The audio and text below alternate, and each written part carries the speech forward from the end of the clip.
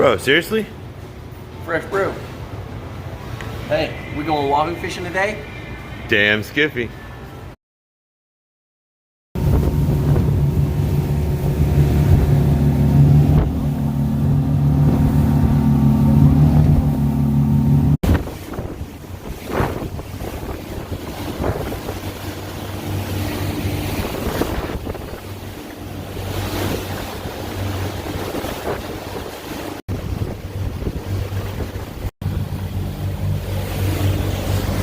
Fixing to go through a weed line here. Huh? And as we're going through this weed line, we just crossed over. We got us a nice rib. And we watched the temperature drop 2 degrees. One more thing. If you can talk right. Whoa. Let me. I'll put it over here. Okay. We got the GoPro there. So as you can see, we got some weed lits around us. Whereas we cruise across, you see we got a bunch of scattered weed. And there was a bunch of people we knew out there, and everybody had the same day that we did. You know, didn't really catch anything, didn't really get the wahoo like we thought we were going to. All we ended up catching was a barracuda. Hey, there's no private recording on this boat. Hey, and by the way, now you're on Damn Skiffy too.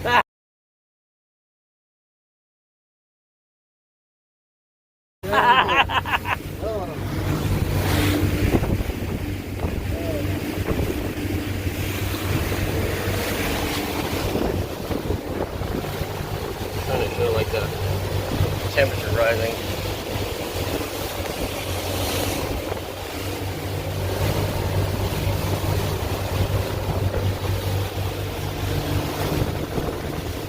You know, getting back up to 71.7. It's still climbing. So it looks like that's the side we want to be on. We still have the shotgun out, Mike. I don't even worry about a shotgun. Don't turn that much. Barracuda.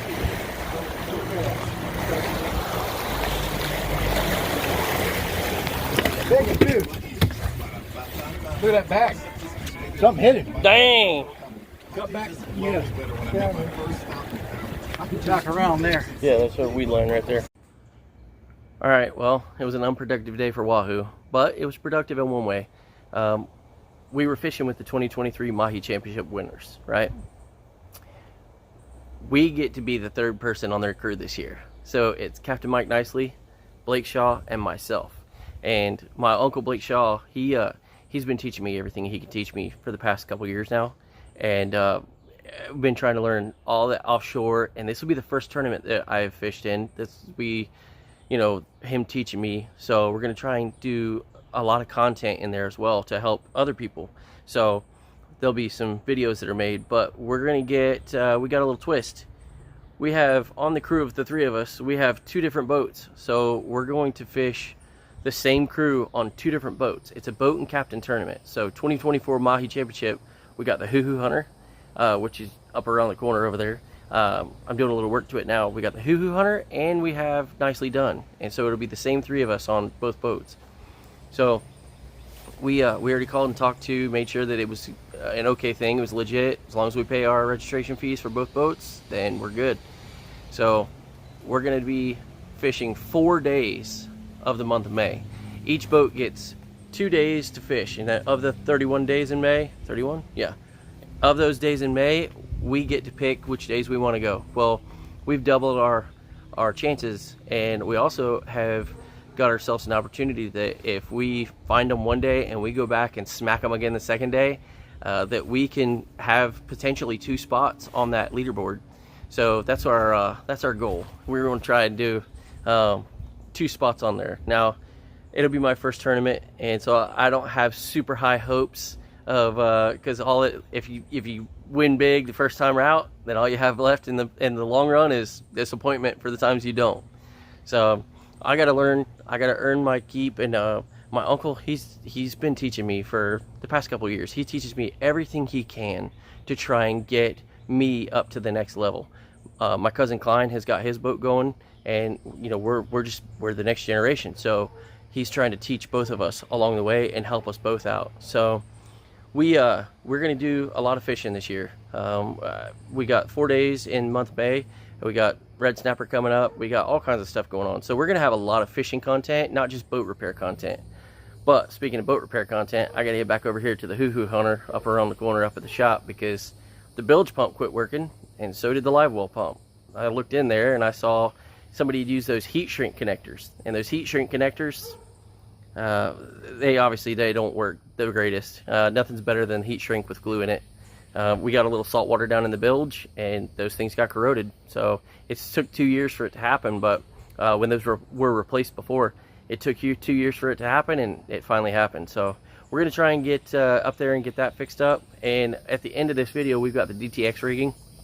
So we took some DTXs out there the other day, and nothing produced. So, but we tried everything we could. But anybody that wants to stick around, you got that DTX rigging. And if you can, like the videos, subscribe to the channel, comment, help us out, help us grow. We're trying to grow as a community. We're trying to grow as a channel. We're trying to help other fishermen become better altogether. Like I said, we're trying to teach the next generation. So there's a lot of things that a lot of old timers know that I'll never know. There's a lot of things that I'll know later in life that I'll have forgotten, and just, you never get to pass it along. So anyways, I just wanted to say thank you for everybody that watches. You know, we're at 365 subscribers right now. So it's been nice. It's been 3 months, and we just keep growing and growing. So anyways, thank y'all so much, and I'm gonna get back to work. All right, guys, it's another exciting night over here at Damn Skiffy. I'm sitting in Audrey and Jeff's living room right now, and I'm getting ready to start rigging some DTXs and getting a couple other things, a couple black barts ready. We're going wahoo fishing tomorrow. We get to go out. It's been so long. I haven't been offshore since October, and I'm happy as could be about it. So anyways, let me turn this around. I'll show you what we got. So I got a 220 in the Wahooligan color. Isn't that what it is? Yeah, Wahooligan. And then of course I got some 275 pound 49 strand, and of course the crushed sleeves. So I'm gonna try to get this thing going here. I'm gonna set up the camera and give you all a full view rundown here of me getting this thing rigged up. So when we get this thing, get it out of the box here. These are, I've got a plethora of them, and they are great for getting wahoo, tuna. So for this here, you've got, obviously the hooks are hooked together with a rubber band, and I'll wait till tomorrow to pull that off so that we don't get ourselves hooked up tonight while I'm rigging this. Damn sure don't want to do that. But you see, you can see it there. You can see it dangle. This is the auto tune. You can see this here. Let me get this in here. So if you look, you can see that thing. It wiggles back and forth so that when this thing's going through the water and it's going back and forth like this, this actually keeps this thing from like barrel rolling or doing other weird stuff and all that. So if you hook to this and you use small loops, and let me pull one out here and I'll show you what I got with this other one here. If you pull this out and you do a small loop to it, you can get that little bit of a loop there. Yeah, that's a good view. You get that little bit of a loop there, and of course we've got our other loop for the other end, and this thing is about 2.5 feet, I'd say. So yeah, it stretches on out. But as this thing is going through the water, and this thing, you know, it's going back and forth, back and forth, back and forth, that auto tune is sitting there constantly going back and forth and keeping this thing from jerking around too much. So we're gonna get started. Got a couple of the barrels already out, little crushed sleeves there, crimp sleeves. And let's get this 49 strand out. And I've learned all this because I watched Damon from Nomad actually had something on there where they showed that, you know, doing it this way, they said, hey, this is pretty much the best way. You can rig this other ways. It's got it on the back of the paperwork here. It's showing like you can do it with a solid wire, you can do it with a couple different things. You can do some lighter braided line on there as well. But because we're going after wahoo, and they've got these most sharp teeth, I think, of any of the pelagics. And these things, you know, when we showed that one short, we showed that when that thing was coming in the boat, we were all saying, hey, watch your feet, watch your feet, watch your feet, because my uncle was in flip-flops that day, and as soon as that thing came in and it came off the gaff and it's laying in the floor flopping and it went after his feet. We've seen those videos all over the internet, all over YouTube, of people getting smushed up, and they get into a corner and that thing, it'll come across and it gets into them and it splits people's skin wide open, and of course they're bleeding all over the place and whatnot. So we ain't trying to have all that. So as I get this thing undone, and I don't want to undo these zip ties because I want to keep this as nice as I can here into that roll. I'm going to use my measuring stick here, and these cutters here, you got a little side cut there, right there. You can see that thing in there, pinched in there. You can see cuts, no problem.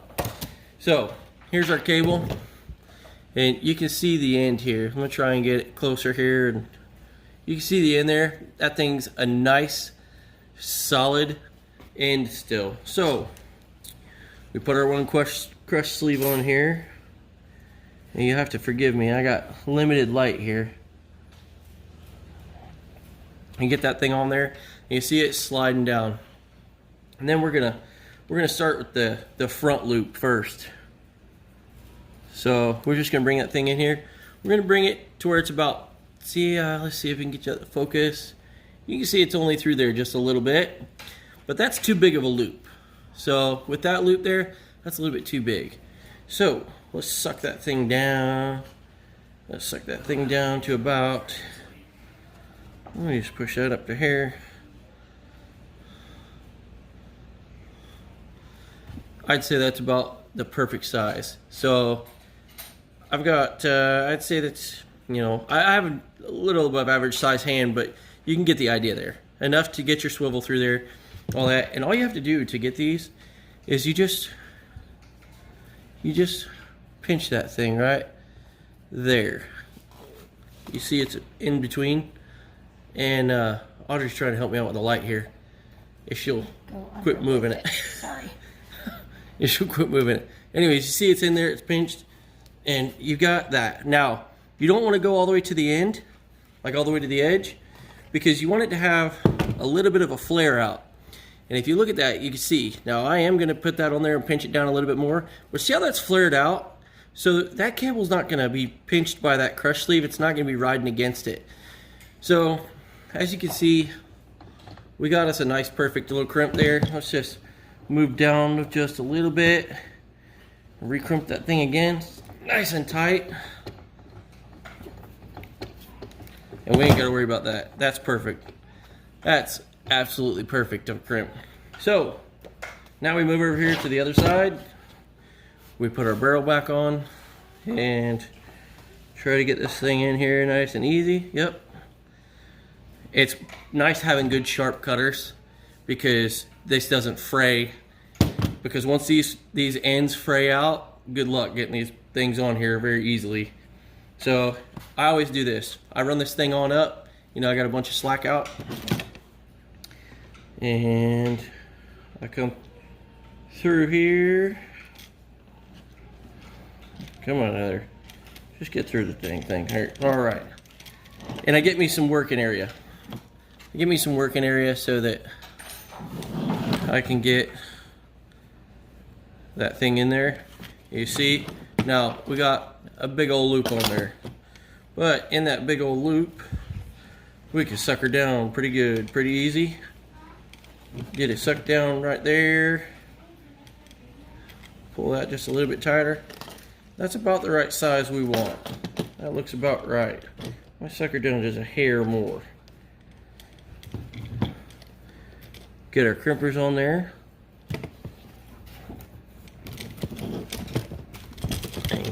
Give her the beans. So you can see that thing, it's got a nice little crush to it.